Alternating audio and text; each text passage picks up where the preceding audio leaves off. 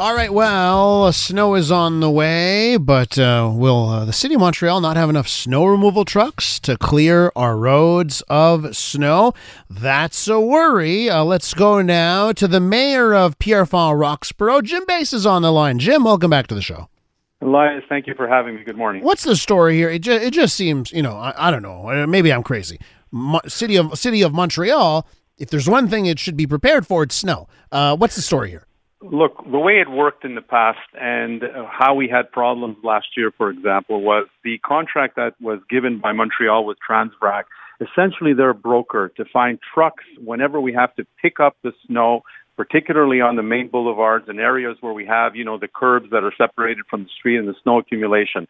And to give you an example, I have out of my 260 kilometers of streets, I have 120 kilometers that have to be picked up that way. What was happening was the trucks were not available, and this company that we had the contract with could not provide the number of trucks that were necessary in any community where we had issues where it would normally take a day or two to clear the snow, 3 days, sometimes would be taking a week, if not more. And so what they did this year, and as a matter of fact, I got an email yesterday from the executive member responsible for that file yesterday, finding out that I was going to come on CJD, for example, and I got an email saying that we don't have to worry about trucks. The way it's going to work is this broker company, let's say, will take care of most of Montreal, with the exception of my borough and 2 or 3 others where they've made arrangements with local private truck owners that will be available when we need them. My issue is, how do we know that this will be available? How do we know that there won't be breakages? How do we know that there will be an adequate amount of trucks, even though on paper they tell us that there will be?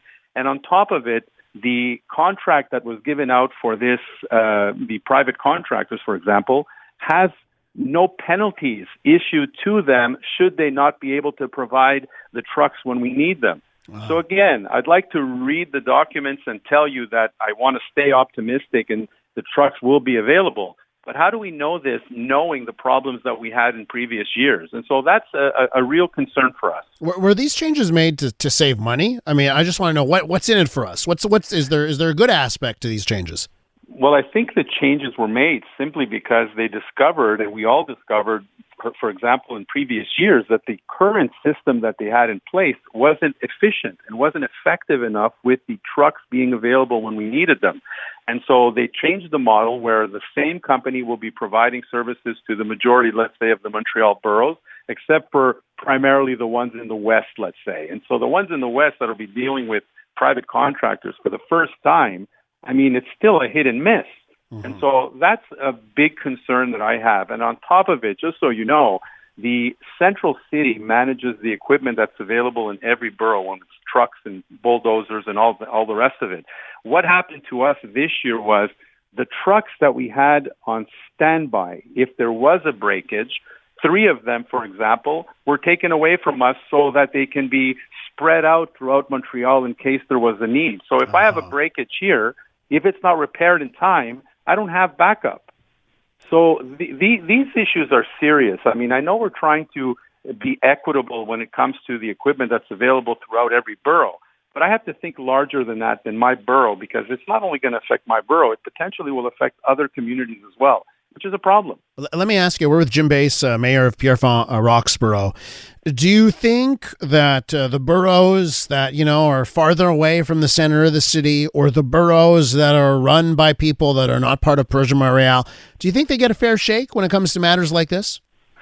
Look, I don't want to go that far, but if I look at it at a glance, it certainly seems to be the ones on the west, and I can tell you I have many examples of this. I'm not going to get into that now, but we have many examples of how the west has been neglected in terms of public transport, in terms of this snow clearing contract.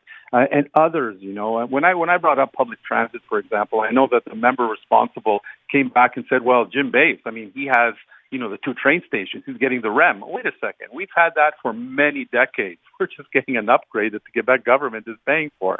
So Montreal has nothing to do with that, And so, look, like I said, I want to stay optimistic. The reality is this.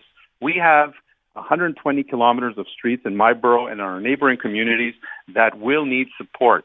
And if this contract doesn't work, we can't make it up as we go along. And that's my issue. We have competent staff, blue-collar teams that are capable of doing part of that work that don't have the resources to do it. And so we go to contract because it makes sense to go to contract because we just don't have the resources in-house. But those resources that we go out for have to also be efficient to be able to provide that service that we need. For heaven's sake, we're in Canada here. We're in Montreal. We know that snow is coming. And last Friday, we had a confirmation of this contract, coming into Montreal. Imagine, last Friday, almost the end of November, and finally we have some light at the end of the tunnel that tells us that something will happen. Jim, listen, we'll have we're on a first name basis, right? Jim, you like yes, Jim? Yes. So, Jim, let me ask you this. I'm looking at Ensemble Montreal. And, maybe it seems like it's far away, but sooner or later, and I think it'll feel more like a sooner thing, we're going to be at another election municipally. I've had Arès Salem on, who's the current the interim leader of Ensemble Montreal. I've asked him, hey, are you the guy? Are you going to be full leader, going to be running for mayor? And he doesn't have, he's not sure.